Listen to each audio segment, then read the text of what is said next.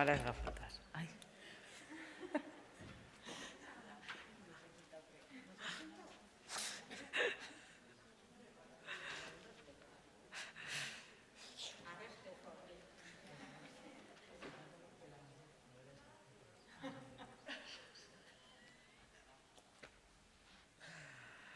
Bueno.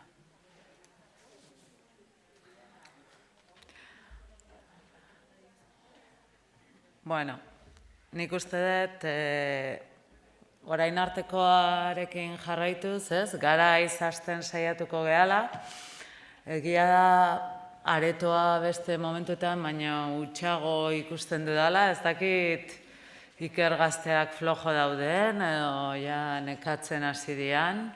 Matentzun pospozi zeudela, baina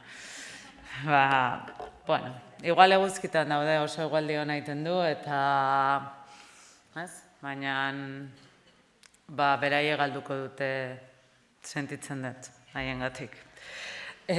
Orain izango dugu, gaur arratsaldeko mahai-ingurua, pospandemia mundu berri baterako gogoetak, oseak etorkizuneako ideia batzuk jasoko ditugu. Baina, hori bezala, pare bat ohar daude emateko. Gaurko saio osagarri gisa, bi aukera daude.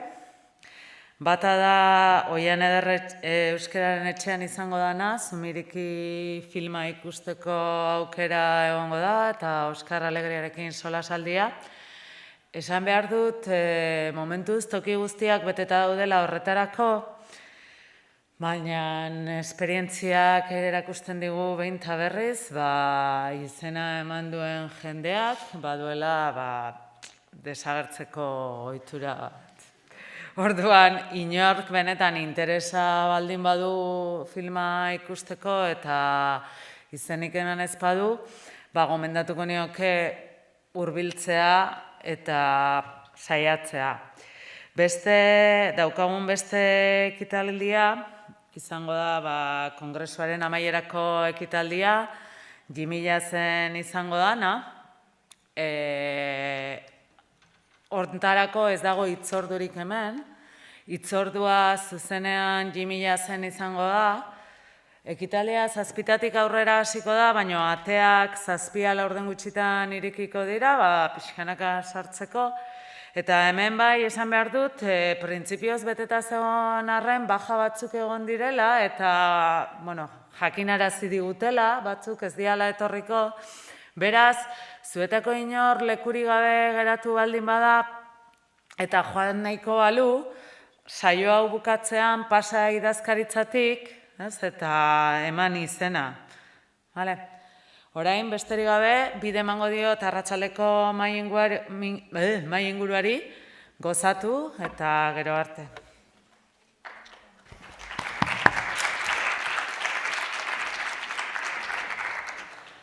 Eskerrik asko, Latz. Eskerrik asko guztioi, hemen egoteagatik, badakit alternatiba eguzkitan egotea dela, beraz, merito bikoitza edo hirukoitza daukazu. Eta eskerrik asko hemen maikide ditudanei, eta euri ere, iaz egin genuen zorakeria bat berbizitatzeko aukera honengaitik. Aurtenpen handia daukat, epaimaietan nabilelako eta Iker gaztera ezin izan dudalako etorri, gaur izan ezik, beraz, eskertzen dizuet denoi hau posible egitea. Iaz, argitaratu genuen K+, edo K gehi, inork ez dakit nola hauskatzen den, zientziak eta humanitateak COVID-19 osteko begirada multidisciplinarretik. Klaro, argitaratu zen 2008ko abenduan. Orduan ja hasi ginen COVID osteari buruz hitz egiten, 2021ko ekainean gaude, eta oraindik ez dago COVID oste propioki esan dezakegunik. Baina, bai iruditzen zitzaigun, momentu egokia zela, momentu horretan genekiena edo uste genuena idatziz jasotzeko. Askotan esaten da, zientziak egiak ekartzen dituela, baina ziurrezki egokiagoa da egia provisionalak proposatzen dituela, edo egia faltsagarriak proposatzen dituela. Liburu honetan 13 egia faltsagarri, edo 13 proposamen provisional, behin-behineko ekarri genituen, begirada askotarikoetatik, begirada diferenteetatik, sarritan osagarrietatik, eta gaur gurekin ditugu 13 horietatik 3 begirada ekarri zaizkiguten autoreak. Esango dizuedana haien inguruan oso gutxi da, askoz fazeta interesgarriagoak eta sakonagoak dituztelako, baina gurekin ditugu Raquel Gamito Gómez, Maite Luengo Agirre eta Anartz Ormaza Ugalde. Raquel, UEU-kidea eta pedagogia sailburua izateaz gain, EHUko didaktika eta eskola antolakuntza saileko irakaslea eta ikertzailea da, eta bere ardura eta bere errua osoa da koronavirusa hezkuntzan etorkizuneko erronkei buruz hausnartzeko gonbidapen bat. Hezkuntzaren inguruan 2 proposamen jaso genituen, eta Raquelena da haietariko bat. Maite Luengo, nire ezkerrean, artearen historian graduatua da, Birminghameko Unibertsitatean Txinako arte garaikidean masterra, eta egun erratutaz baldin banago doktore gaia EHU eta Bordeaux Montaigne Unibertsitateetan feminismoa eta arte garaikidearen inguruan. Baduzu gero sakondu pixka gehiago. Eta zure ekarpena eta erru osoa da artea eta gorputzaren bitartez bizitako esperientzia. Hausnarketarako txokoa, ditugu zuen kapituloa, eta horren gainean ere galdetuneko genioke gaur. Anartz berriz, Anartz Ormaza Ugalde, beste gauza batzuen artean arkitektoa, hezitzailea eta dantzaria da. Hau Wikipediatik hartu dut. Beste gauza batzuen artean Teo Arkitektura Bulegoko kidea da, Arantzadi Zientzia Elkarteko Arkeologia saileko kolaboratzailea, eta haunik badakit ikusi dudalako nire begiz, Deustuko Unibertsitateko Euskal Dantza maisua. Honetaz gain, UEUko arkitektura sailburu eta Aldiri aldizkari importanteko erantzuletako bat bada. Eta bera da arduraduna aurretiko beharrak agerian, COVID-19 ostea, arkitektura eta hirigintzaren begiradatik kapitulorena. Liburua berri irakurri dut egun hauetan, eta ez da hain zahar gelditu. Guk pentsatzen genuen 6 hilabetetan zahar geldituko zen liburu bat izango zela, oraindik ez da guztiz zahar gelditu, baina ikusten zaizkio ja da sartze horretan zeinu batzuk. Logikoa da, asko ikasten ari gara, oso gutxi genekien, eta oso harin konturatuko gara gauza asko atzean gelditzen ari zaizkigula. Hori dela eta gaur 3 eskatu nahi dizuet, gaur egun dakigunetik, gaur egun dakizuenetik, zuek orduan, urria eta abendu arte horretan 2020an idatzi zeniotenari erreparatuz gero, gaur egun zer gehitu, zer kendu, zer aldatuko zenioketen. Salbatu daiteke zerbait, dena zaramara botako zenukete, nola ikusten duzue? Hasteko, Raquel, animatuko zinateke? Bai, beste aukerarik daukat. Nire kasuan hezkuntza arlotik, gustauko litzaidake esatea, idatzi nuen hori ja zahar gelditu dela eta buelta eman diogula, baina tamalez ez da horrela. Idatzitako kapitulo horretan, zenbait aholgune edo gabezi identifikatzen ziren hezkuntza sistemarenak, eta oraindik ere horretan jarraitzen dugu. Nire hausnarketa bai izan da, jarraitzen dugula egoera berdinean, azkenean koronavirusak mahai gainean jarri dizkigun gabezi edo aholgune horiek ez dialako koronavirusaren ondorio bat, baizik eta aspaldiko kontuak direla. Liburuan jasotzen ditun batez ere 3 alderdi, pixka sakondu nituenak. Alde batetik,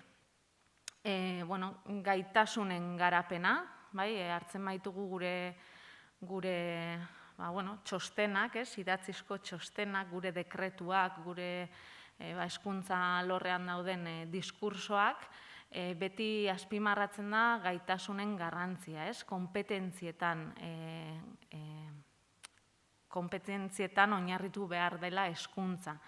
Baina gero ikusi da, koronavirusari esker edo ondorioz, jarraitzen dugula edukietan oinarritutako hezkuntza sistema batean lan egiten.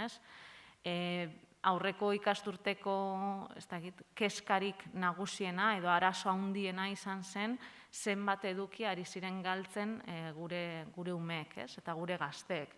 eta horrekin bueltaka eta zer egin eduki horiekin aurten errepikatu aurreko ikasturtea eta danasan edukien inguruan.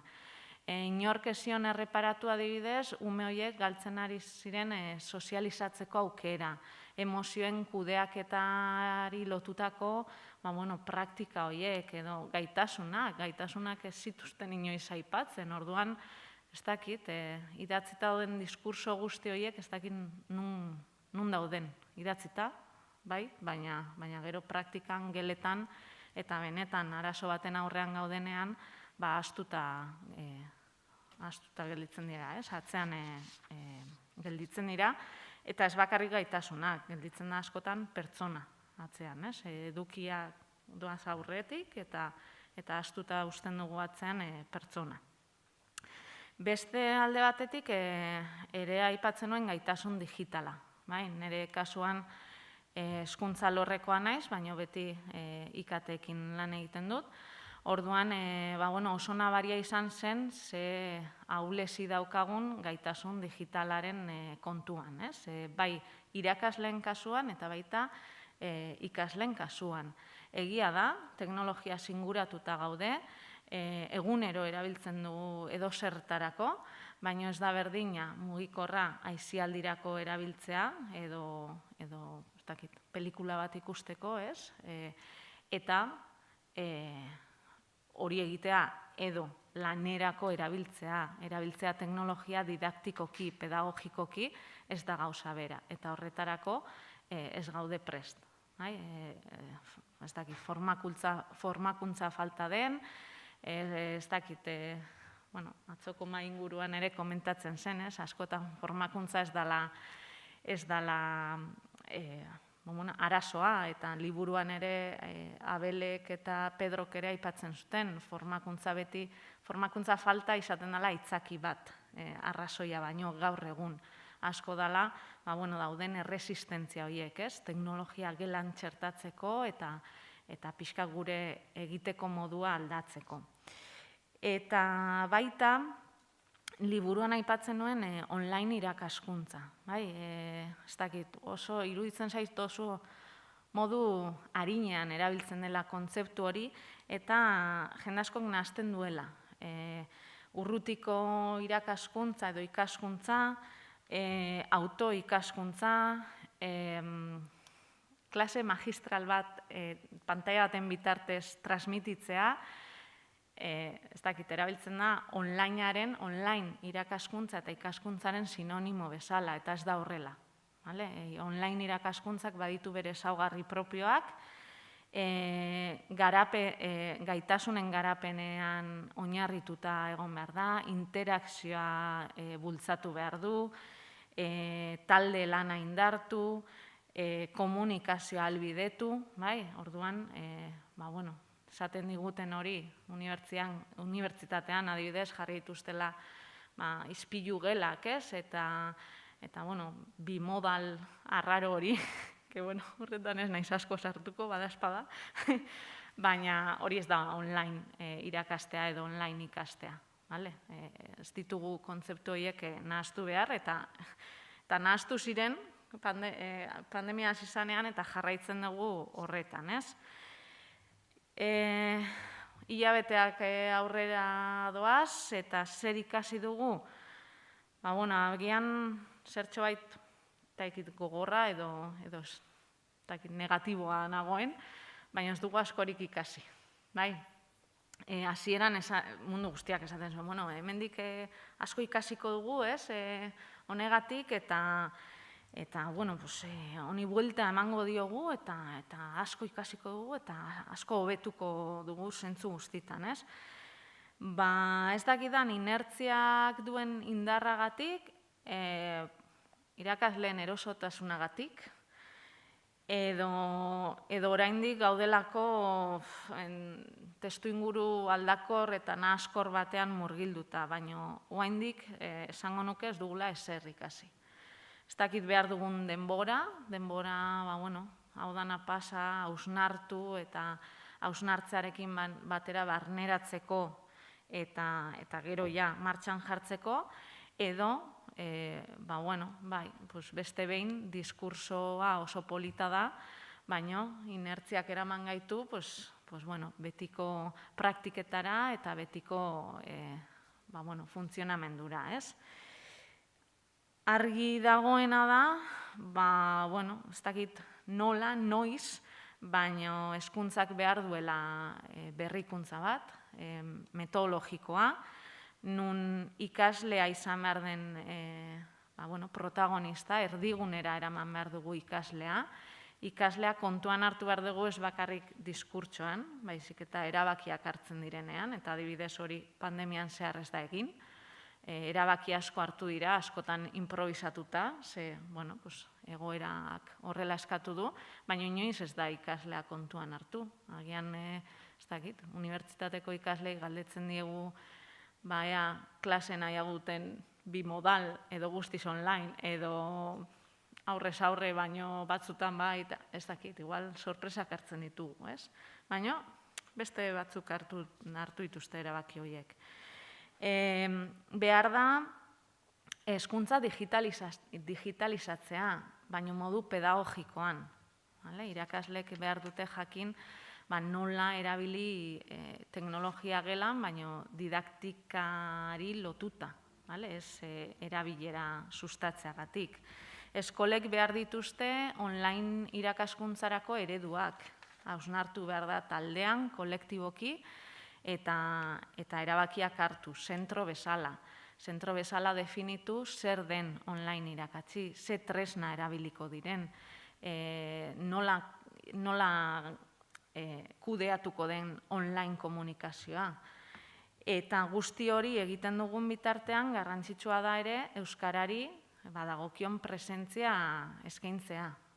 Askotan alor digitalean ari garenean, badakigu euskarak pixkanaka galtzen duela, bere indarra, gaztelera da nagusi, bestela ingelesa, ze tresna asko ingeles daude, eta saiatu behar gara, pintzat hezkuntza alorretik, digitalizazio horretan ere euskarari bere tokia eskaintzen. Eta ez bakarrik euskarari, baita erreparatzea, ze tresna erabiltzen ditugun, eta ze gertatzen den tresna horien bitartez sortzen ditugun datuekin. Zergatik jo behar dugun beti, ez dakit, Google bezalako erraldoi batengana, ez? Ditugunean beste software libre eta kasu askotan euskaraz daudenak eskura. Orduan, hausnarketa hori beharrezkoa da eta digitalizazio hori estrategia bezala markatzen denean, guzti horiek kontuan hartzea. Eskerrik asko, hain obediente izateagatik denborarekin.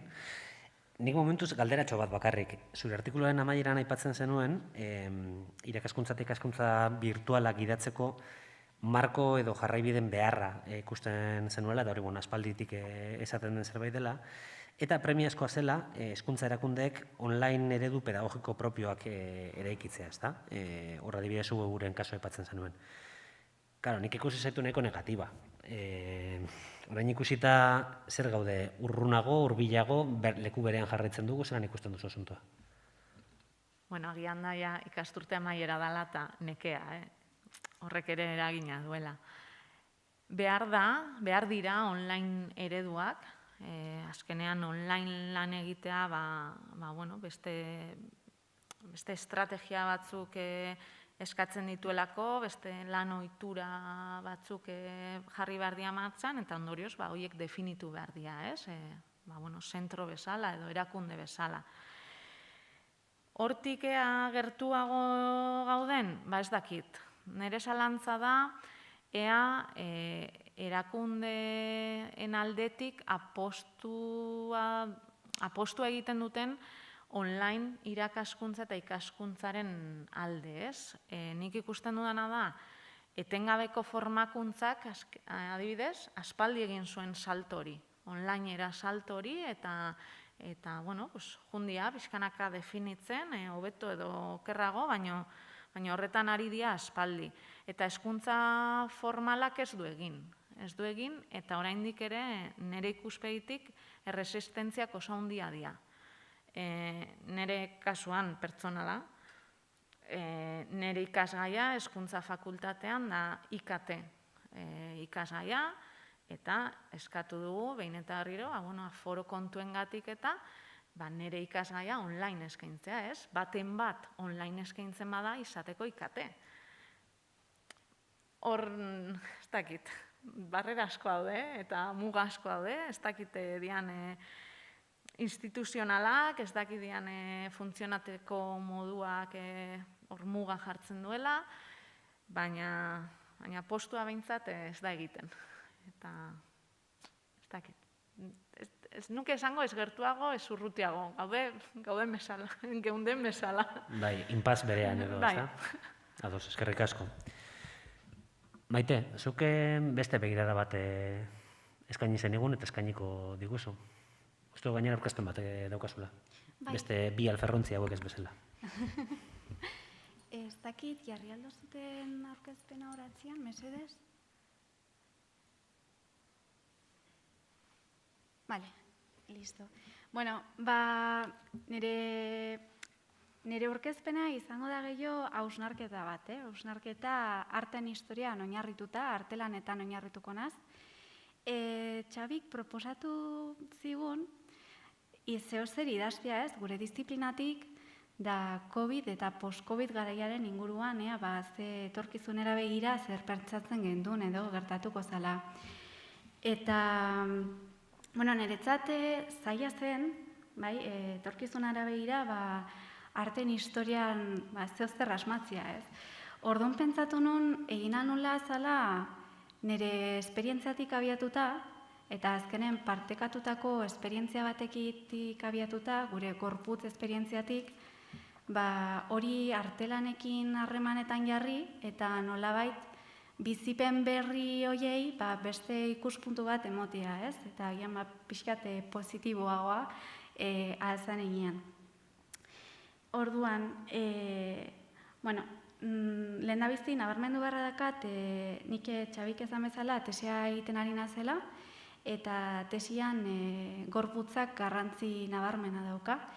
Eta azken bolada honetan, azken 10 urteotan, 2010-etik utzi gora bera, bai literaturan eta bai artean, euskal testuinguruan desente hitz egin da gorputzari buruz, ez? Eta horren hildo horretatik kokatzen dut nik nire lan guztia edo idazten duena eta egiten duena. Hori esan da, hau idatzi nuenean, jada online mundu honetan gebingen murgilduta, ez, COVID-ak eraginda, eta askotan, faltan somatzen genduen agian,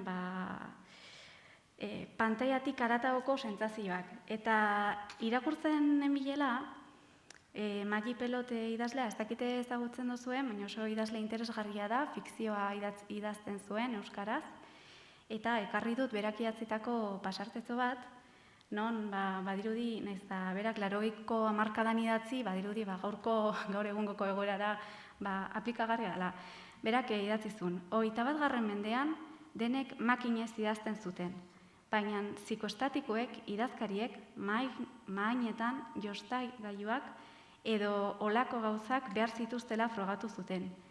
Eskuz zerbait erabiltzean edo marrazki txiki batzuk egitean jendeak hobeki entzuten bai du. Eta nik pertsonalki nabarituet dana online eginda, berak makinaz ari izan, gure makina ordenagailuak direz, telefonua, tabletak, batzutan, gorputzaren beste sentsazio batzuk, sentzumen batzuk faltan dauzela gure adimena bai aktibatzeko. Orduan oso aproposa iruditu zait, paragrafotza hau zuekin partekatzea.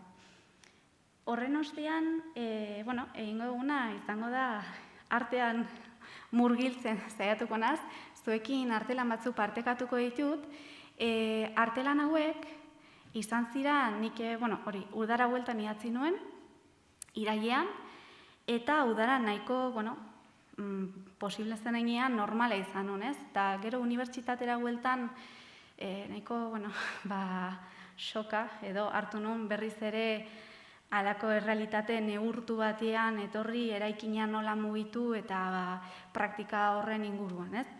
Orduan, topatu nituen elementuak eta gaur gure bizitzaren parte bilakatu direzen elementu batzuek, pentsarazi zidaten karreran zehar ikasitako artelanen batzungan. Eta, oin erakutziko dizkizuet. Kontua da, nire artikulutzo honen ideia nagusia da gure koreografia aldatu egin dela, ez? Gure gorputzak mugitzeko era aldatu egin dira, gure ohiturak, arauak, lehen jada arauak bageneuzkan, baina orain are gehiago, badirudi ohituz goaztela, baina esan bezala nik irailean unibertsitatera bueltatzerakoan izan zen nahiko berriz ere adaptaztu beharra izan nuen. Eta orduan artera jo nuen, artelan batzuen bitartez esperientzia hori hobeto ulertzen saiatzeko. Lehendabizti aurkeztuko dizkizuet artelan hauek, agian baten bat ezaguna izango da zuentzat, eta bestela lasai, oina saldukoet pixkat, eta nahiko nuke zuek asmatzen saiatzea ea zein objektu gogorazten dian niri, nondik abiatu nintzen. Lehendabizikoa Giovanni, txartu da izena, barkatu da, Giovanni Anselmok egindako eskultura bat, izenbururik gabea daka izenburua, edo bestela ezaguna da jaten duen eskultura bezala. Artelan hau, arte poberan kokatzen da, Italian egon zen mugimendu baten, material xumeekin egiten zituzten artelanak, eta hemen oso interesgarria da, granito bezalako material oso zurrun eta erresistente bat uraza batekin kombinatu izana.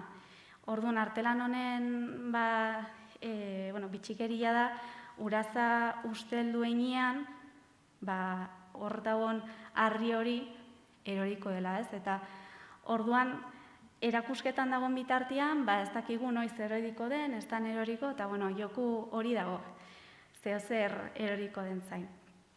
Gero, bigarrena, Agnes Martinen pintoriaren lan bat da, bera oso ezaguna da olako marradun eta baita ere laukidun kuadrak egiteagatik, eta, berak paisaia berritu bat proposatzen zuen, espiritualtasunari lotuta eta lerro hori lotuta.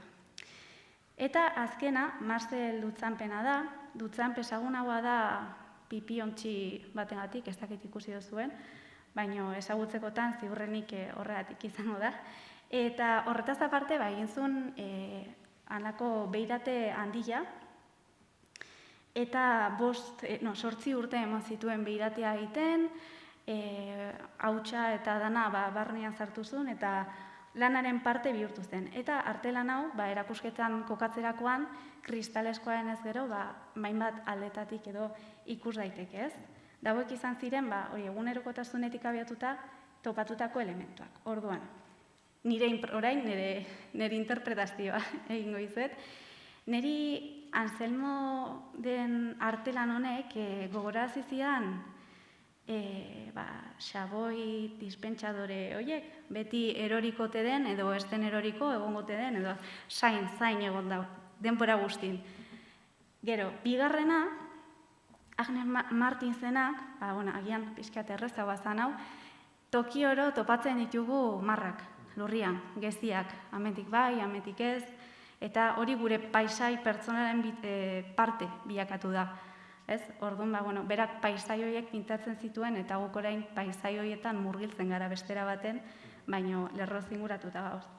Eta azkenengoa litzateke, hau zuzenagoa da, agian, baina askotan jendearekin harremanetan gaudenian, aurrean beira edo plastiko xafla badakagu, eta horreke panatu egiten gaitu, ez? Harremana. Edo pantaila bat, egia da, hori bai. Orduan beti gaude nolabait bananduta. Eta, horiek izan ziren halako hausnarketak.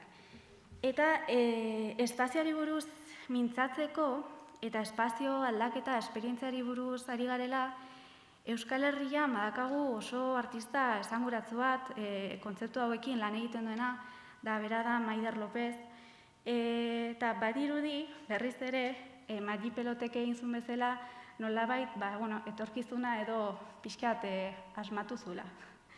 Horretarako 3 artelan aukeratu ditut. Lan honetan ikusten duzue, Kapadozian egindako lana da, eta pertsona talde bat ari da lehendabizi mendixka batean gainean, guztiak elkarrekin, eta ero sakabanatuta, bakoitza bere mendixkan isolatuta. Kasu honetan, berezitasun geografikoengatik eman zen prozesu hau, ez? Baina guk ere bizi izan dugu gure eran elkartxe eta banatze prozesu hau.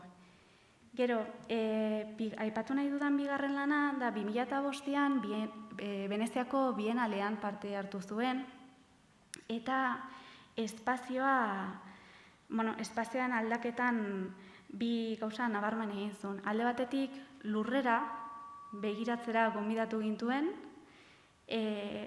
lurreko zur xaflak, alde parte batzuk gorri zeuden margotuta, eta ibiltzerakoan mugitu egiten ziren. Orduan, batzutan hori lerroiek agertu eta desagertu egiten ziren, ez? Guk gaur egun Agnes Martinekin ikusi bezala, lerroz inguratuta gauz eta beti ere lurrera begira egon behar gara.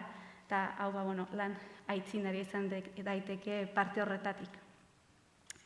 Erakusketa berean beste lan bat egin zuen, eta bertan paretak neurtu zituen, eta pareta bakoitzak bere kolore propio izateaz gain, neurriak agertzen zituen. Eta espazio horrek asko gogorarazi zidan itxialdiana nola espazioaren pertzepzioa izugarri aldatu zanez, eta hasi ginen konturatzen ze nolako tamaina zekan gure espazioak. Eta azken lana, aipatu nahi dudana, da trafiko seinalein inguruan egindakoa, berak seinale berri batzuk asmatu zituen, hemen ikusten dituzue. Eta, honekin hausnartu zuen pixkat nola seinale hauek zenolako mezua bialtze dute komunikazioaren inguruan, eta orain guk seinaleak kotxean goazenian badazkogu seinaleak, hori betianik izan ditugu, baina orain oinezkoentzat ere geroz eta seinale gehiago dauzkagu. Eta bukatzeko, erakusketa bati buruz mintzatuko natzaizue. Erakusketa hau berezitasun bat dauka, garaian beste batzuk egon ziren baita ere, baina zabaldu zen, hasi zen pandemia aurretik, eta gero, oraindik ere bagaude, ezta, baina zabaldu zen guzti hau hasi aurretik, eta gero moldatu behar izan zen egoera berri horretara. Eta erakusketa hau oso berezia da, ze normalean erakusketetan begirada da nagusi, gorputzak ez dauka toki askorik, ez dago batzuetan ez da deskantzatzeko tokirik museoetan, eta erakusketa hau oso bestelakoa izan zen, artista hau Steve Paxton bera dantzaria zen, eta oso ezaguna bilakatu den contact improvisation dantzatzeko era sortu zuen. Eta hemen, jarriko izuek pixkat berak egindakoa. Hemen kontua da beti ere kontaktua galdu barik beste pertsona batekin batera improvisazio dantza egin behar dela, ez? Eta gaur egun bizi dugun egoerakin halako kontaktu falta izugarria dakagu, eta erakusketa honek eragin handia izan zuen pandemiaren ondorioz. Ze haiek antolatzen zituzten, igandero uste dut, halako topaketa batzuk jendeak ere halako dantza egin zezan. Eta horretaz aparte, hemen jarriko dizuete han egindakoa, Azkuna zentroan egon zen erakusketa, ustetametik gaula. Eta horretaz aparte, deskantzurako espazio bat bazegoen, eta hori ere kendu behar izan zuten. Orduan, erakusketa horretara, pandemia horretik joatea eta horren ostian joatea guztiz, zentzua guztiz aldatu zen. Eta hemen ikusten duzue, horrelako dantza mota. Orduan, konklusio bezala, nabarmentzea berriz ere gorputzaren koreografia aldaketaren kontzeptu hori ez, eta nola agian aurretik ohituta geunden beti gure errutina bera itera eta gorputza era berean mugitzera, eta egoera berri honek eragin zigula hori aldatzia, baina, kasuan artearen bitartez eta artelan batzuk erreferentzia gisa hartuta, hori era askoz ere arinagoan edo ulertu eta barneratu ahal izan dudala. Hori da esan biharrekoa. Eskerrik asko, zuere txintxo denporaz, eskertzen dizu pilo bat. Bueno, galdera pila bat sortu zaizkit, baina ondo bat deritzu zuek amaierako ditugu. Ni bai, galdetu nahi nizun, zure kapitulu amaitzen duzu bertso batekin. Nire aluston dut Maialen Lujanbioren arteko bertso bat, emakumeen entziklopedia bat aurkitzen dute, eta, bertsoak dio, hori horrela zen lehenago gaur eguneko antzera, eta ez dakit orain ere gu ez goazen atzera. Begiratu dut zure eskuko entziklopedia aldera, zenbait gaietan hori bezala berde xamar ez algera. Nire galdera zen, pandemiarekin argi dago gorputzekin deskonexio brutal eta kolektibo bat etorri dela. Zure ustez, horrek are gehiago deskonektatu gaitu, gure gorputzetatik eta besten gorputzetatik, edo jabetu gara zerbaitetaz. Ze sentsazio daukazu?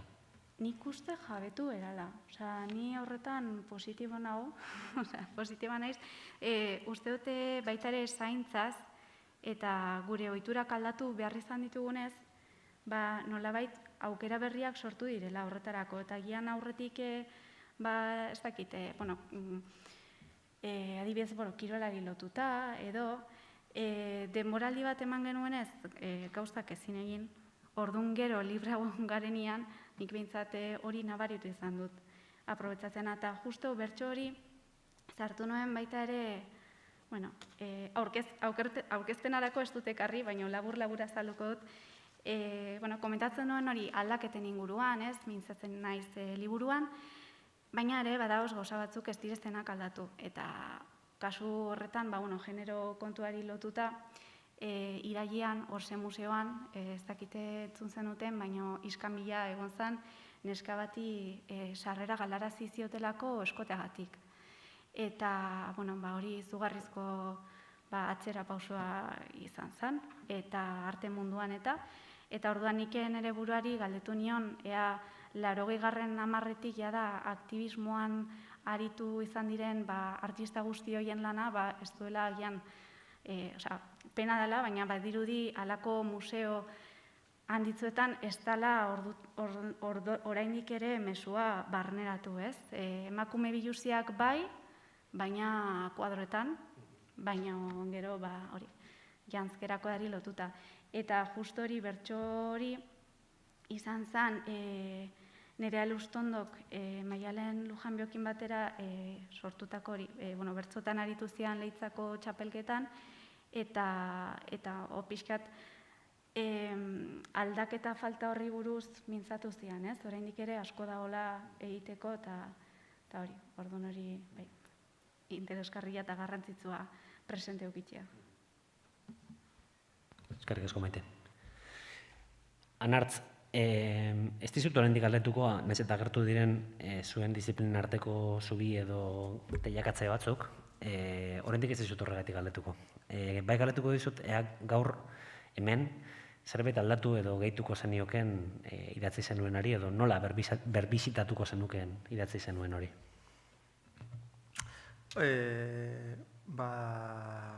Bai, zerbait aldatuko nuke. Nik ere zure moduan, hain dela astebete edo berriro irakurri nuen idatzitakoa. Eta, konturatu nintzen, bat natorrela idatzi nuenarekin, oro har, diagnostikoarekin, momentu horretan nik hau idatzi nuen bai uda ostean, ez konfinamentu zurrunaren barruan, baina uda ostean. Egoera beste bat zen, 3 hilabete luze etxean sartuta pasatu ostean, oraindik oso presente genuen etxean pasatu genuen denbora hori, eta oro har hausnarketarekin bat nator, egin duen hausnarketarekin, diagnostikoarekin ere bai, egingo dizuet laburpen txiki bat diagnostikoarena, baina esango nuke ikuspegia apur bat aldatu duela dela, ordutik. Egingo dizuet diagnostikoaren laburpen txiki bat, gero esango dizuet nolako ikuspegia gutxi gora bera neukan liburuan, uste dut orain baino pixka bat baikorragoa zela, eta, bueno, igual ez nago nire momentu baikorrenean, baina esango nuke enuekela goitik beradatuko artikulua, baina ikuspegia zertxo bat bai. Claro, pasatu nituen 3 hilabete etxe barruan sartuta, hau guztiok bizipena izan zen, eta beste gizarteko arlo batzuen bezala, pandemiak jarri gintuen ispiluaren aurrean, eta arkitektura jarri zuen ispiluaren aurrean, batez ere, gure etxean sartuta gongielako 3 hilabete ez. Orduan konturatu ginen, guztiok konturatu ginen, gure etxeek dituzten gabeziaz. Sekula, ja aspaldi genukan ohitura galduta hainbeste denbora etxean pasatzeaz, eta, mundu guztiak zeukan kejaren bat, bere etxearen gainean. Batean, egun batetik bestera, etxeak bihurtu ziren, etxe baten programa, oin dela markatatik, beti izan da berdina, ez? Familia eredu jakin bati erantzuten dio, eta etxe guztiak daukate programa berdina. Egon gela bat, logela batzuk, sukalde bat, eta komun bat, edo bi, edo denlakoak. Baina programa beti da berdina. Azken hamarkada honetan, igual sartu dugu etxean lan egiteko txoko bat eduki beharra, ez?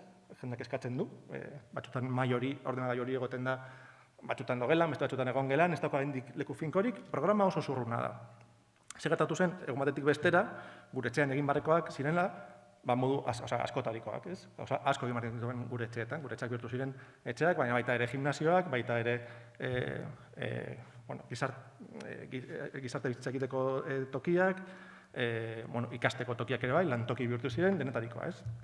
Eta kontu ginen gure etxeen egitura oso zurruna zela. Orduan, gure etxek behar zutela, malgutasun gehiago, momentu horretan behar genuen flexibilitate horri aurre egiteko. Orduan, konturatu ginen gure etxeak nahiko zurrunak zirela. Beste alde batetik, gure etxeak zeukatela defizientzia handi bat, oro har, eta da, mundu guztia izan zen konstiente, gure etxe barruetan, gure etxe bizitzetan, etxe barruko eta kanpoko espazioko arteko harreman horretaz, ez? Nola, egun batetik bestera, balkoia dut arraza geneukanok, osatzen naiz ni, bihurtu ginen privilegiatu batzuk. Jente asko izango zuen balkoi bat bere etxean urteetan erabiltzen ez zuena, eta batean deskubritu zuen balkoia zeukana, ez? Eta batean kontuatu zen balkoiek ez zeukanak, nolako behar izana, balkoiaren behar izan hori, ez? Gure etxeak egin ditugu barrura begira, hamarkadak daramatzagu gure etxeak egiten barrura begira, eta gure etxeetako lehentasunak izan dira beti ez, azkenengo hamarkadetan, etxeak zenbat metro karratu ditu, gauza kuantifikableak, zenbat metro karratu ditu, zenbat logela ditu, eta norbaitek etxea erosten bazuen, eta zenbat logela ditu, eta zelako azalera dauka, ez? Eta, ematen du momentu horretan lehentasunak aldatu zirela, ez? Batean oso garrantzitsua zen, balkoi bat izatea etxean, ez? Eta barruko eta kanpoaren arteko espazioaren arteko harreman hori egotea, ez? Honekin lotuta, naturarekin harremana, ez? Gure etxeak daude, esan dizudan moduan, barrura begira, kanpoarekin harreman hori ez daukaten ez, naturarekin harreman hori ere ez dago etxeetan. Ez da etxe bat diseinatzen denean kontutan hartzen den faktore bat, jakinda naturaren bersentziak dituen onura kognitiboak, emozionalak eta ez. Beste gauza bat, ordura arte igual oso konstiente ez ginenak, da gure etxeak ere osasuna daukatela, eta etxe bat dagoenean ondo aireztatuta, ondo orientatuta, eguzkitzapen ona daukanean, isolamentu akustiko ona daukanean, osasuntxoago dela, eta hortaz gure bizitzare bai osasuntxoago dela. Eta nola lehen, ezken hain oso denbora gutxi basatzen genuen etxean, horren konsientzia ezken neukan. Eta horrela, hainbat gauza, ez? Orduan ikusi genituen gure etxeen gabezak zentzu ziren, eta nik ateratzen duen hausnarketa positiboa zen, pandemiak lagundu komila artean gintuela gure inguruko espazioarekin rekonektatzen. Berriro ere, binkulo bat sortu genuela gure bizitzeko moduaren artean eta inguratzen gintuen espazioaren artean. Eta hori guretzako oso importantea da, ez? Arkitektontzako, azkenan guk espazioarekin lan egiten dugulako. Orduan, momentu horretan, mundu guztia zegoen hitz egiten beraien etxei buruz, ez? Eta momentu horretan, desbere konfinamentua pasatu eta urrengo hilabete pare batean, Edabideetan, inoiz baino arkitekto gehiago zegoen hitz egiten, beraien iritzia ematen, mundu guztiak hausnartzen, nolako izan behar zuten etorkizuneko etxe bizitzak, nolako izango ziren etorkizuneko hiriak ere bai. Claro, hausnarketak edo eztabaidak ez ziren bakarrik eremu pribatukoak. Behin izango nuenean aukera etxetik irtetzeko eta kalea erabiltzeko, irten ginean, baimena eman zigutenean, irtetzeko etxetik, geneukan ordu bete hori, topatu genuen hiri bat, non ezin zen kontsumitu, ezin zen produzitu, zer eskaintzen zigun hiri horrek, ez? Izan genituen umeak etxean sartuta hainbeste denbora, eta izan ziren azkenak hirira irtetzen, eta hirira irten zirenean, beraientzako goreta ditugun espazioak, jolas parke itxi hauek, itxita zeuden. Orduan, zer eskaintzen zen hiriak, ez? Umeak ez dute kontsumitzen, umeak ez dute produzitzen, norentzako egiten dugu gure hiria, ez? Nola erabiltzen dugu gure hiria. Orduan, eztabaida hori zegoen mahai gainean, eta ikusten zenuten edabideetan, bai artikuluak, eta nolako esan behar duen gure hiriak, eta mugikortasunaren inguruko hausnarketak, eta orduan, momentu hartan, nire nengoen itxaropentsu, ze ondo. Nintzat, urteak dara matzagu honen gainean hitz egiten, eta etorri behar zen da pandemia, maila gauza guzti hauek gizarte zabalean hitz egiteko, eta edabideetan ikusteko, eta bar, ez? Gainera esan bakarrik hausnarketa eta asmoetan geratu asuntoa. Oso denbora gutxian, arkitekturaren eta iritzarekin lan egiten dugunean, epeak beti dira oso luzeak. Hiriaren oso zati bat egin behar duzunean, edo zerbait behar duzunean, epeak beti luzeak dira. Asmoa daukasunetik, gero hori proiektu bertzen denera, proiektutik arau bihurtzen dena arte eta onartu arte, bazten dira beti urteak. Hirigintza mailan arau bat aldatzea oso zaila da. Eta daude resistentzia handiak, ez?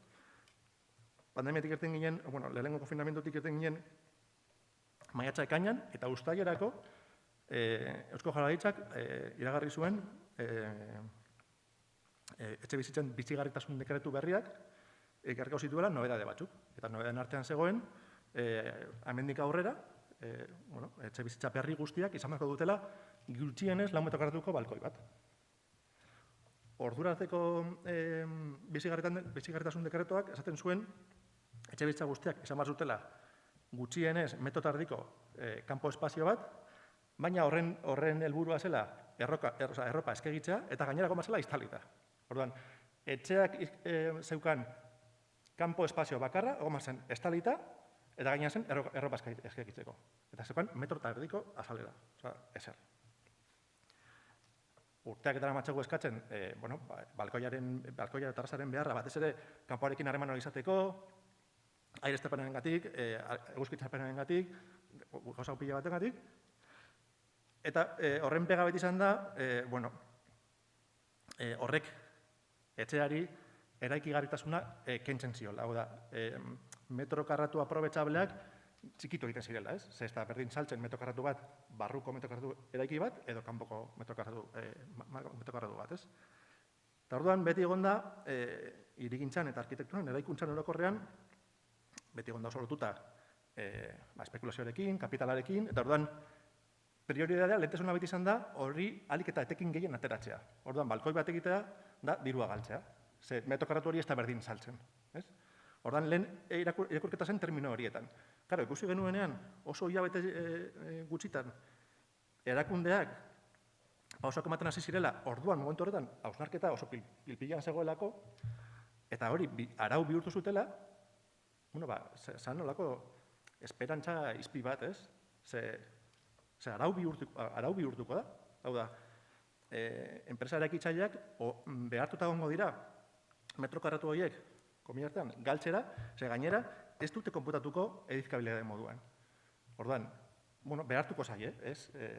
Pasaten genuen, igual badago ikuspegiaren biraketa bat hemen, ez? Igual bagaude, por fin, ez? Lehenesten pertsona edo hor biziko den pertsona hori erdigunera ekartzen, ez?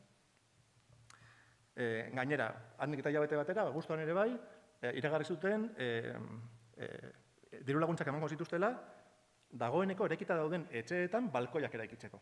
Etxe bizitza bakoitzeko 5.000 euro, baldintza jakin batzuk beteta, klaro, pentsatzen genuen, badaude erantzunak, hausnarketa hor dago,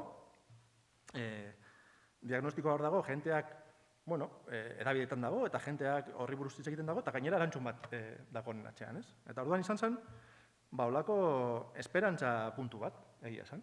Egia izango da, hemendik eta aurrerako hiria desberdin izango dela, eta igual behar bada persona bai egongo da erdigunean, eta zaintzetara bideratuko hiri bat izango dugula.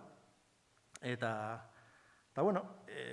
egia da, gauza guzti zehatz hauek saldu zirela edo iragarri zirela gauza berritzaileen moduan, eta nik liburuan ere nekoen apur bat haserre horrekin, hau ez da gauza berria. Urteak daramago honi buruz hitz egiten, urteak daramazkigu mahai inguruetan eta eztabaidetan honi buruz hitz egiten, eta orain, basaltzen digute gauza berri moduan. Eta resignazio puntu batekin esaten duen, honegatik bada ere, te lo compro. Berritzailea da, baina, ongi etorria da, ez? Hemen dago, ongi etorria da. Bale? Eta orduan, uste dut, apur bat izten dut ikuspuntu horrekin artikulua, ez, liburua.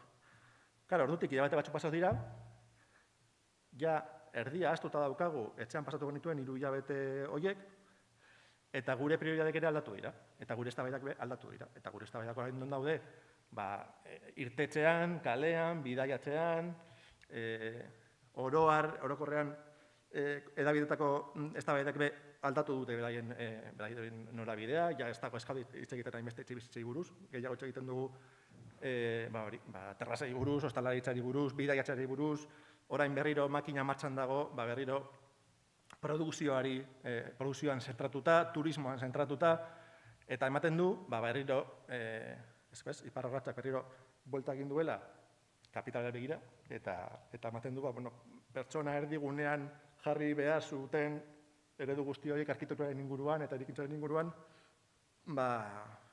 apur bat diluitu direla, apur bat. Eta, ez maz, edabidetan, lehen esaten duen, inoiz sekula baino arkitekto gehiago egoten ginen, irratian, telebistan eta eredu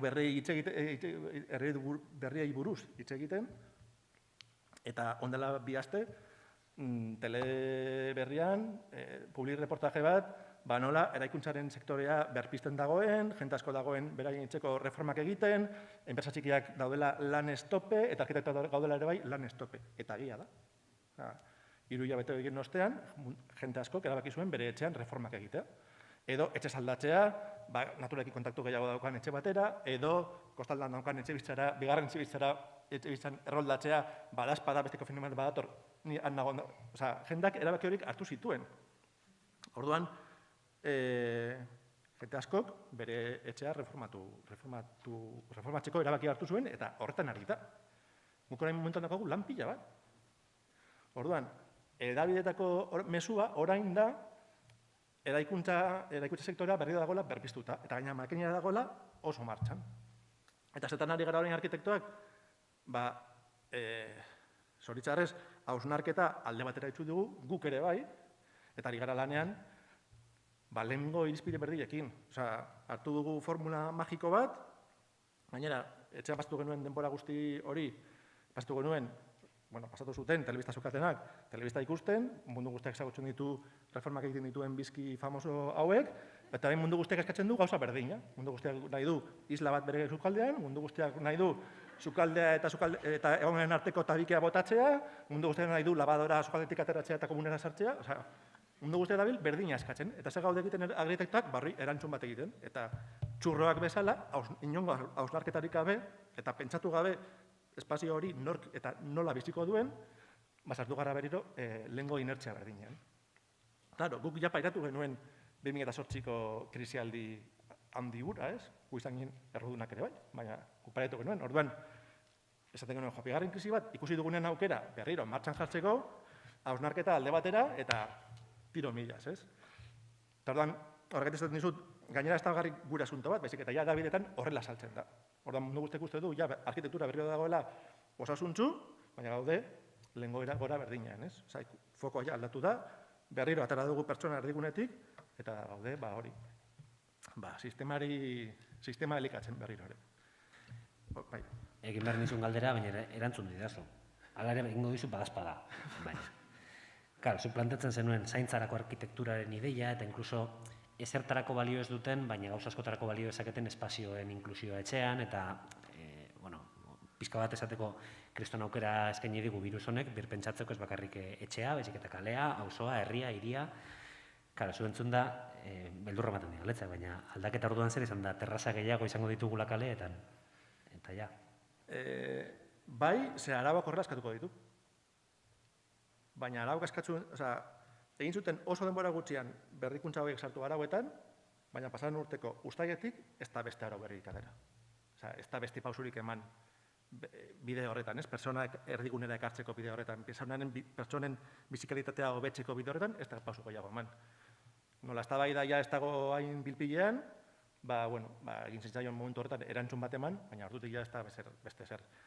Pentsatu nahi dut, orain jendea dago beraien etxean berrikuntzak egiten, prisa hundiarekin ere, bai. Pentsatu nahi dut, hau ere pasatuko dela, eta berriz ere hausnartzeko aukera izango dugula, benetan nola bizi nahi dugun, eta hori, gure etxeetan ikusi genituen gabezia guzti horiek beste modu bat, horiei beste modu batera erantzungo diegula. Baina momentu honetan gaude gauza berriro egiten oso aurin eta hausnarketa gabe. Zoritxarrez. Bai, nik zuen hausnarketa eskatu dizuet. Izango ditugu balkoi gehiago eta isla gehiago zukaldetan. Bai. Ez da gutxi? Bale. Nik uste dut agertu direla konexio puntu batzuk edo elementu batzuk elkarrekin hitz egiteko modukoak. Nik hemendik aurrera igual askatasun gehiagoarekin utziko nizueke eta mesedez publikotik ere egin galderak. Galdera litzateke ea ikusi duzuen, bai beste bien aldetik eta bai beste liburuko egileen edo bestelako disiplina, pentsamendu, estilo, korronte, lan esparruen aldetik, ea interpelatuta sentitu zareten, zuen lan eremuetatik beste disiplinetatik ekarri edo irakurri dituzuen begiraetatik, ezta? Eta hasi zaitezketen zuen lekutik. Libre. Baina ziko nahi, beste bukatu duen azkenak.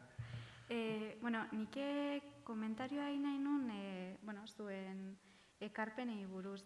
Ze pixkat amankomuneko puntuak bai nik topatu ditu dela, ni hori gorputzen esperientzien ingurun eta mintzatunaz, gero anartza adibidez, hori zainketaren kontzeptua, espazio konpartituak, berrera begitako espazioak, komunitate sentsazio hori ere oso interesgarri iruditu zitzaidan, eta Rakelen partetik online irakaskuntza, eta irakaskuntzan orokorrean, baina agian online egotekotan emozioen garrantzia hori oso benetan kontuan hartzeko dela, eta afektuen hori ez. Orduan, uste dute amankomunean dakagula, bai hori esperientziana, zainketa, eta hori, eta nik, pixkat, bitxikeri bat edo gehitzeko, hori emozioen inguruan, eta afektuen inguruan, duela gutxi, iaz, udaran, egin nun ikastaro bat, euskal kulturan inguruan, eta bazegoen irakasle bat, Unai Nafarrete, bera ari da euskara irakasten Kalifornian, ez?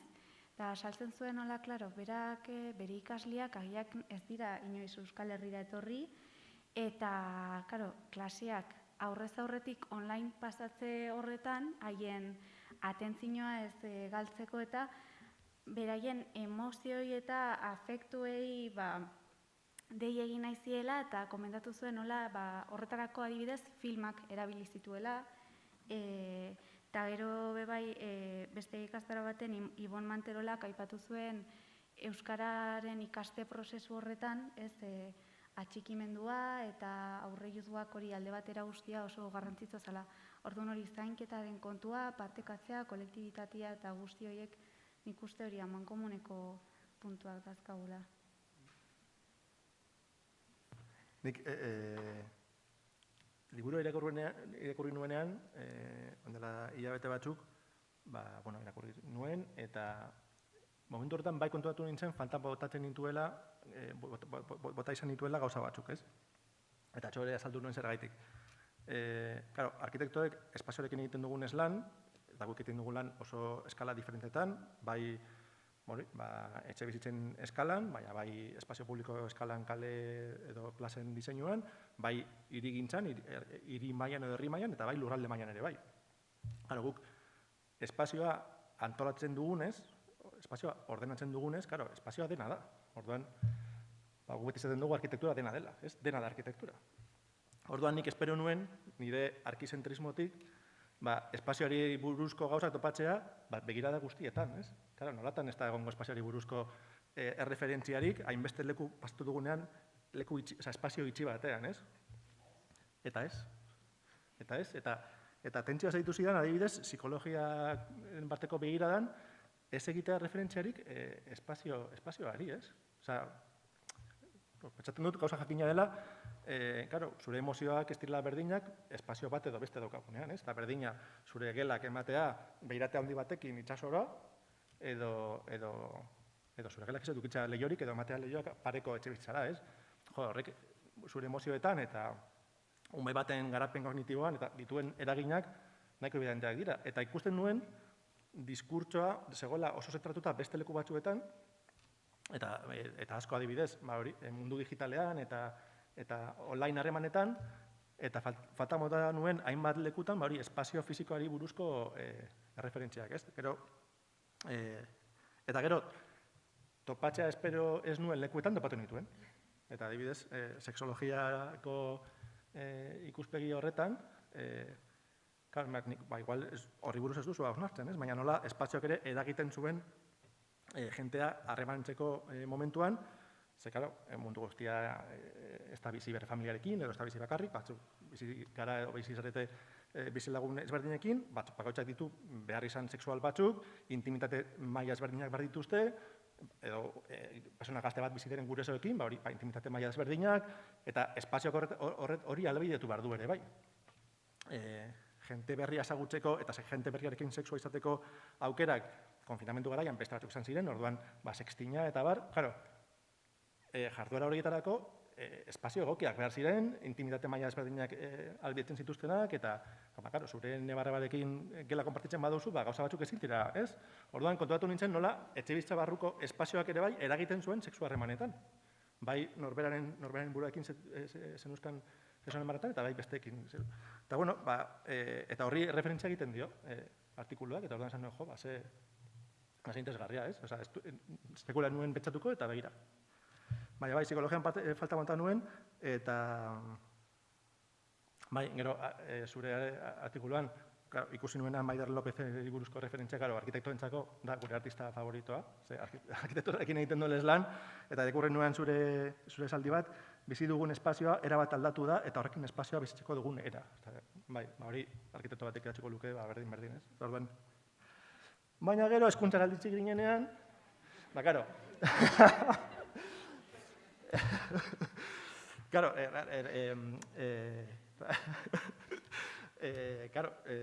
hori ikusi nuen foko handia zegoela jarrita mundu digitalean, eta nola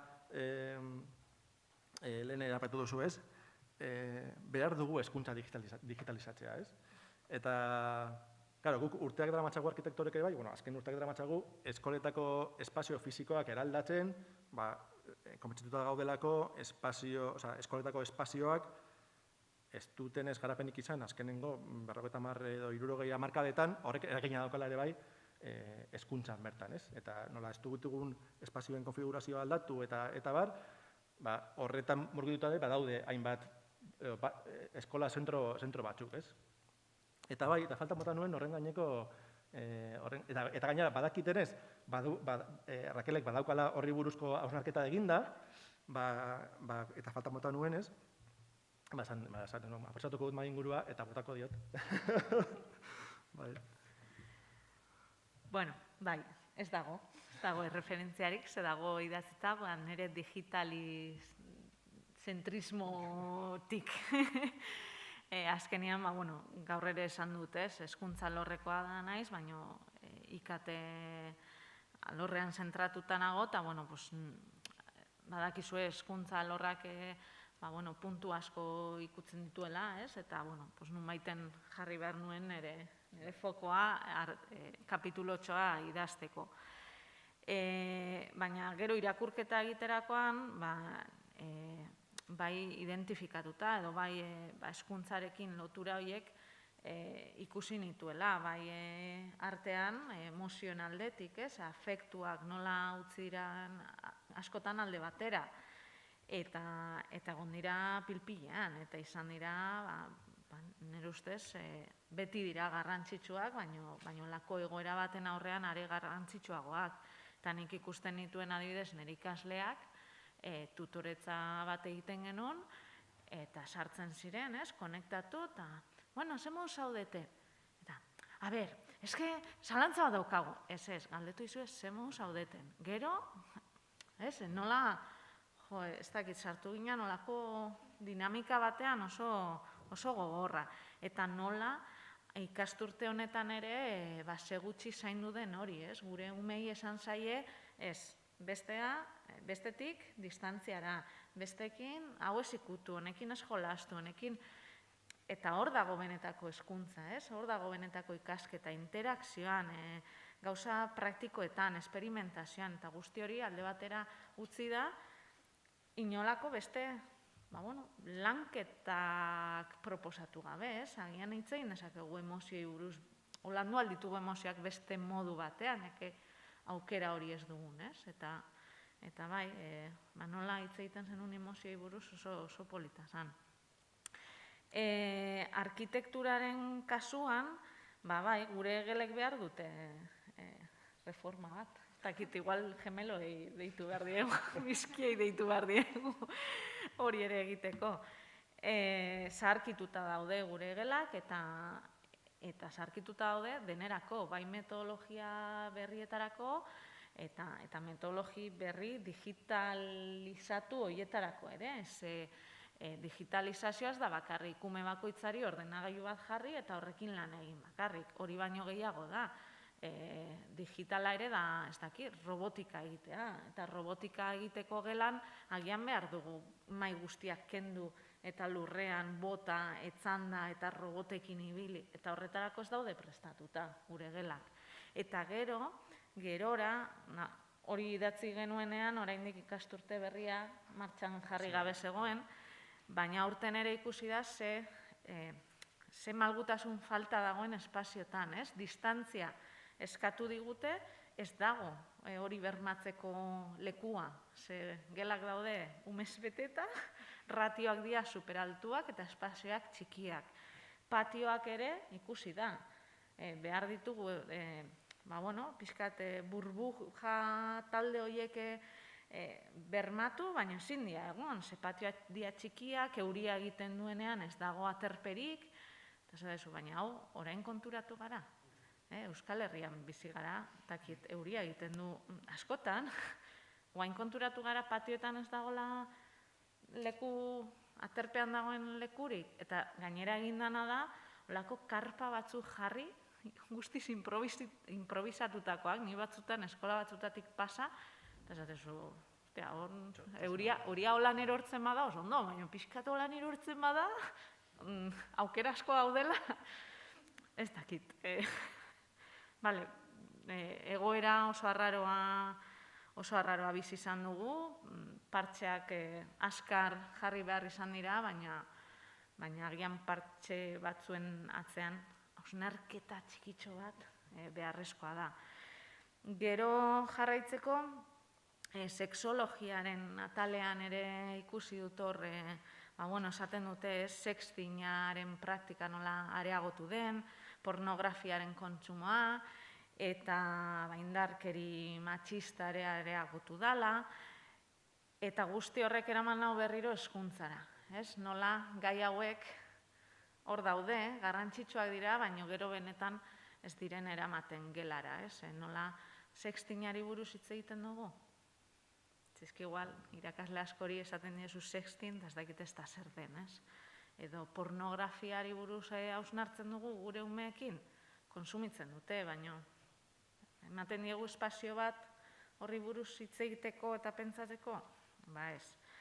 Eta azkenik hizkuntzarekin, horre kapitulu, ustet, hizkuntzari buruz 2 kapitulu daudela, eta hor jartzen dana mahai gainean da, bueno, nola ohitura batzuk, kaltetuta atea diala guzti honetatik, eta hori ere hezkuntzan ikusi da. Ume askoren kasuan euskara erabat galdu dute. Eskola dalako euren aukera bakarra euskara entzuteko edo euskaraz hitz egiteko. Eta bueno, alor digitalekoa izan da, niri askotan galdetu dute, bueno, eta ze iritzi duzu, hori ez, karo, dana digitalizatu da, baina ume guztiek ez daukate aukerarik ordenagailu bat izateko, edo internet izateko, bueno, bai, hori egia da, baina eske bidean ere beste gauza asko utzi ditu, eta horietako bat da, adibidez, ume horiek, euskaraz hitz egiteko aukera izan ez dutenak, edo bakarrik egon direnak lan autonomoan lan egiten, modu autonomoan lan egiten, eta ez dute izan heldu bat laguntzeko, lanean segolako, ez zuelako euskara ulertzen, edo orduan, bai, zentzu horretan, nola galdu den euskara kasu askotan, bueno, kezkagarria eta pentsatzeko kontutxo bat. Galderarik badaukazuen, mesedez, hemendik aurrera nahi duzuenean. Orokorrean ze sentsazio gelitu zaizue, hau idatzi zenutenetik, ona bizi izan dugunetik. Partxez partxe joan garela gauzei erreakzionatzen, egon dira ikusi dituzue hausnarketa konplejorako, disiplinarteko elkarrizketarako espazioak, entzunak sentitu zarete, zuen disiplinetatik beste esparru batzuetan, bat ere ez, ze sentsazio gelitu zaizue? Ikasteko aukerarik ikusi duzue, edo daukagun bakarra da presa bueltatzeko aurreko goerara aliketareinen? Nik gauza biak ikusi ditut.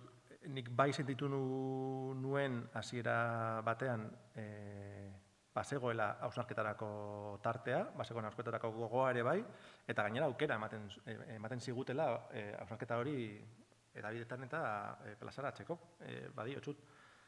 2 hilabetetan zehar, irratia, aldizkaria, telebista, ez dakiz zer, ze ondo, ze posik, ez? Arkitekturaren eztabaida hori badago kalean, kalean bazegoen, eta gainera zabaltzen ari gara, ez?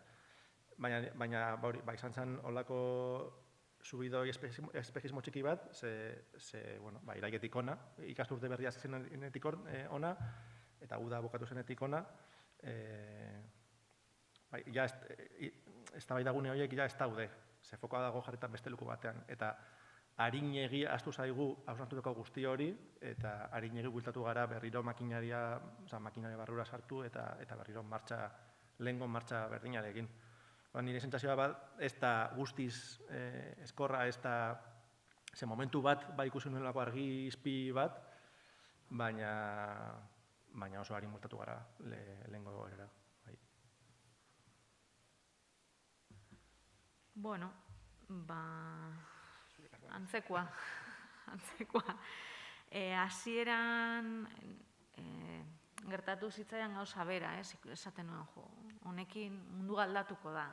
Hezkuntzari buelta emango diogu, eta batzutan esaten ez naiz posten, pandemia bat egotea, baina modu batean esateagatik, bai, agian behar genuna bultzada hau, ez?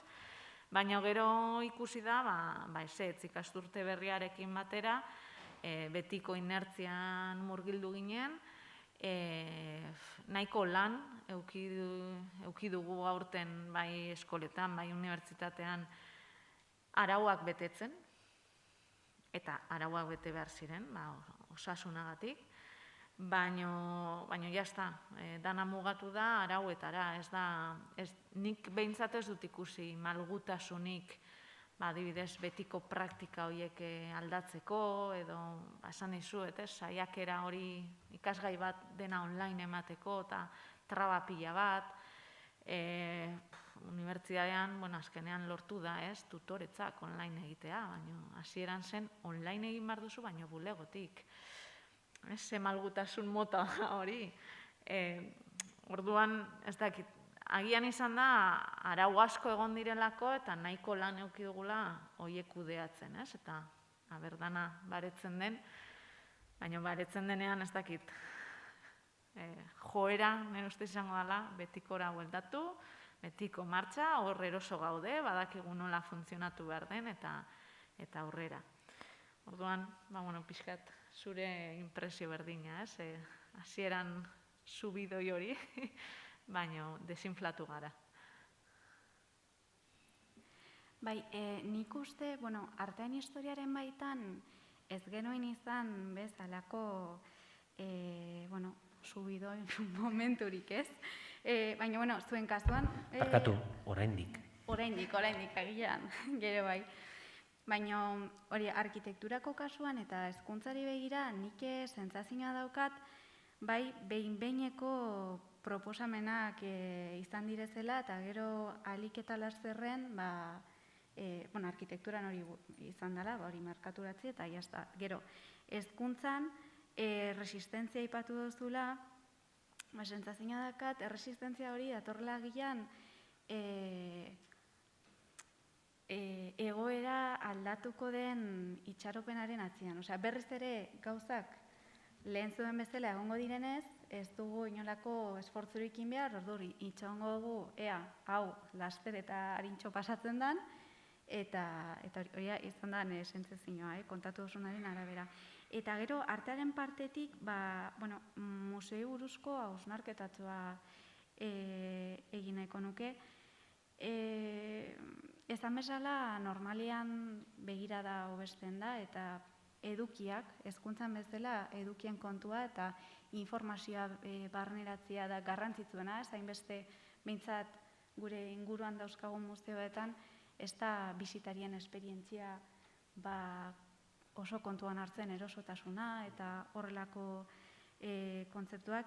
Eta nik uste, kasu honetan, bizi dugun egoerarekin okerrerantze jo duela, zoritzarrez, orain adibidez, duela hilabete batzuk Guggenheimera jo nintzen, eta oin audiogiak, jada audiogia pertsona eukin beharrian, baina gero jada ez da audiogia, izan barzan zuk telefonogaz hori QR egin, eta ordune uste dute pertsonaren esperientzia, bisitarien esperientziari begira, oraindik ere asko dagoela egiteke, eta azkenean hori arteak gizarteratzeko oso garrantzitsua da bisitaria kontuan hartzea, ez da publika kontuan hartzea. Orduan hori egiteke dau, eta nik uste oztopoa izan dela oin bizi dugun egoera, bai. Bai, pixka bat esperantza horrek normaltasunera itzultzen esperantzak pixka bat frenatu gaituela, ez? Edo pixka bat... Galdera bat daukagu, ez dakite olatz. Bai.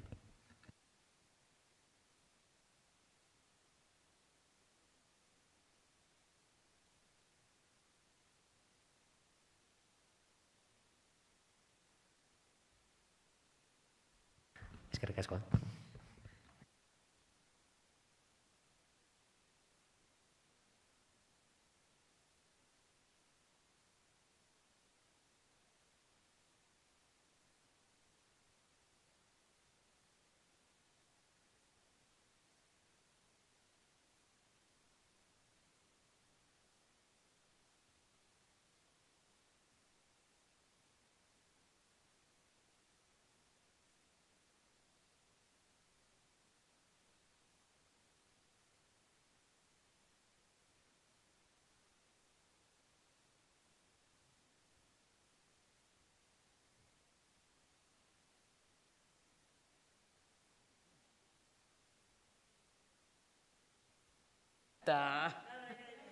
Bai, bale.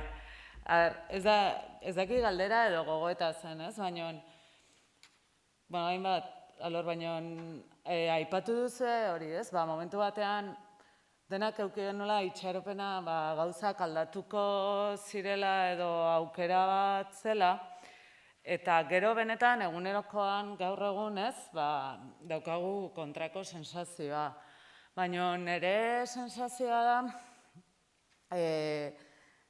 irudipen hori euki genuen tartea, izan zela tarte hori denak etxean geunden tartea, eta egiteko gauza handirik ez genuen tarte hori, ez? Osea, azken finean, itxita geunden eta oso mugatuta geunden, orduan bai, hor, ematen du, bai, ez, honek aldaketa ekarriko du gauza, baina gero, gure eguneroko erritmoa hain da bizia, eta denak edozein aldaketa sekulako ahalegina eskatzen du. Orduan, nik uste dut, bueltatu behanean eguneroko erritmo mugatu ontara, eta gaina baldintzatuago eta are traba, ez, leheno baino agian ahalegin gehiago eskatzen digun eguneroko eremu ontara, ez? Ba, klaro, ez du buelta horrek baldintzatu gero aldaketa horiek, ez, hor mugatuta gehatzea. Hori izan ere galdera edo gogoeta edo, ez, sensazioa, ez, neurri batean. Bai, arkitektura edoikoenez, nik uste dut, galdu du, hausnarketa ez da galdu, ze, diotxuet, jenteak jarraitzen du, etxea reformatzen, jenteak arlo individualean erabakiak hartzen jarraitzen du. Eta erabaki horrek baldintzatuta daude, etxean pasatu genuen denbora horretatik. Eta jendeak jarraitzen du bere etxea zahar berritzen, edo espektatibak izaten etxean saldutuko dudan, aukera daukanak, jakina. Baina, hausnarketa garatu daia arlo individualean.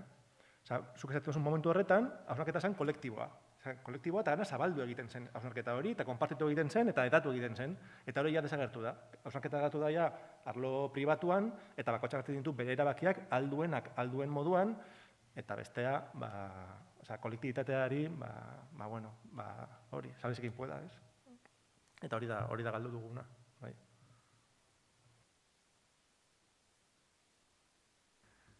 Bai, niri zure hitzekin etorri zait, askotan entzuten den gauza bat, eta da itota bizi garela, ez? Eta itota bizi garenez, zerbait gehiago egiten saiatzen garenean, guztiz ondoratzen gara, ezin dugu gehiago. Eta egia da, daukagun erritmoak ez du laguntzen ezertarako. Eta are gutxiago, holako esfortzua eskatzen duten aldaketak, ez? Lan ohiturak, metodologia, ez? Hezkuntzaren kasuan, eta batzutan gainera ulertzen da itzaki moduan, baina ez da hain itzaki. Aldaketa bat beti da ahalegina. Bai, ez bakarrik etxe bizitzetan, hiriari buruz hausnartzen zenean ere bai, hausnartzen hasi zen, hori irten ginenean ezer eskaintzen ez zuen hiri batera. Ze bestela, gure eguneroko bizitza itogarri honek, eramaten gaitu bakarrik egiten du, lehen zan dudana, egiten dugu gauza bakarra da, produzitu eta kontsumitu. Eta horretarako, ja prest dagoen ez berriro hiria, ematen du ja ez dagoela arazorik, ez? Momentu horretan hasi ginen pentsatzen, nolakoa izan behar zuen mugikortasun eredu berria, hasi behar ginelako hiria beste modu batera erabiltzen. Hiria erabili genuen beste modu batera oso tarte laburrean. Berriro, gainera, hiria erabili genuen beste modu batean oso tarte laburrean, inoiz baino hiri seguro genukanean, inoizko autokopuru txikiena zegoen kaleetan, orduan hori izan, paradigma berri baten hasiera ematen zuen zela, ez? Baina berriro hartu dugunean martxa, eta berriro hasi garenean produzitzen lehengo, eta gero kontsumitzeko aukera eman digutenean, eta mundu guztia zegoen irrikitan kontsumitzeko, gaude eroso gure itolarrian, eta orain hausnarketa, desagertu da. Sentitzen dut.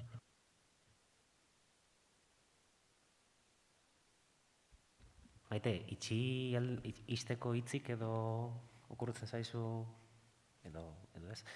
Publikotik zer pentsatzen duzu, zuek baikor zaudete, negarra egiteko gogoz. Zer uste duzu guzti honetaz? Konsumitzeko gogoz. Itolarrian eroso.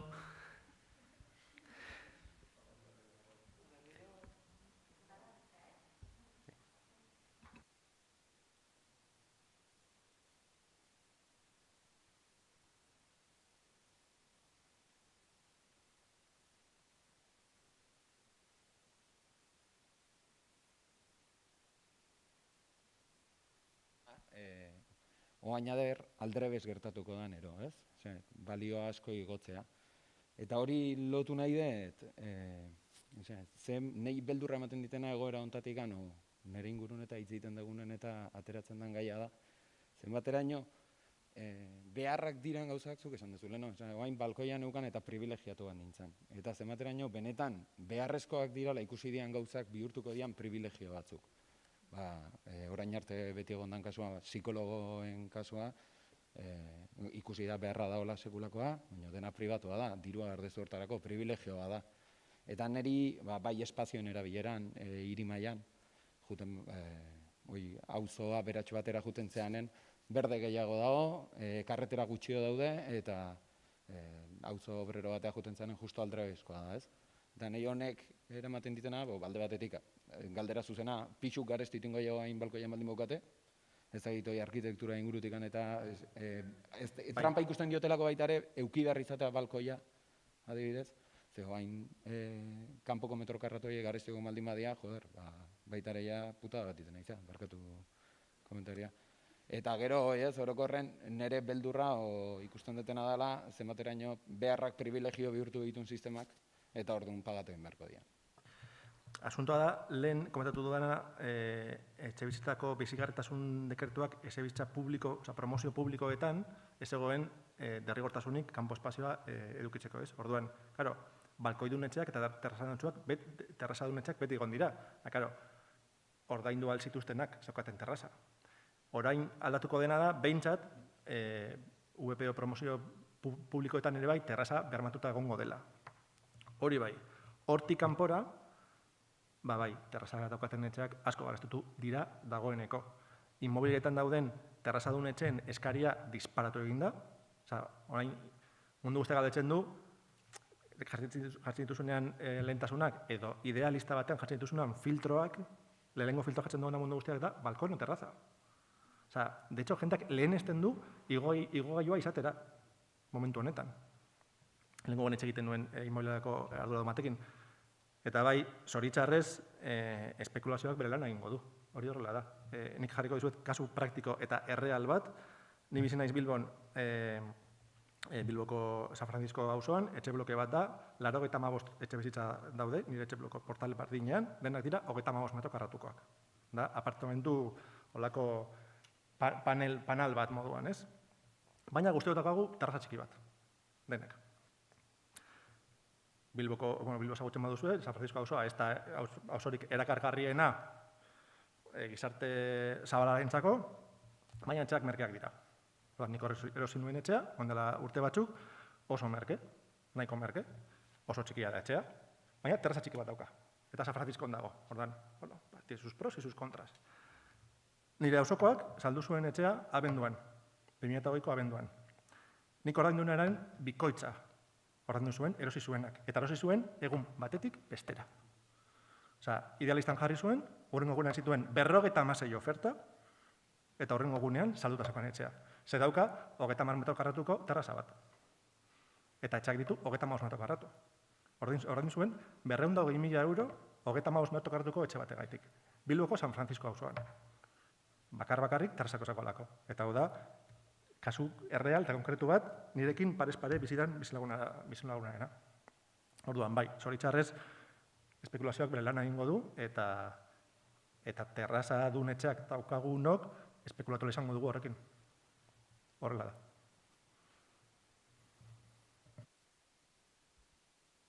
Azken buelta bat, hitzekin ditugun gai hauen inguruan, saldu itzazu zuen terrazak,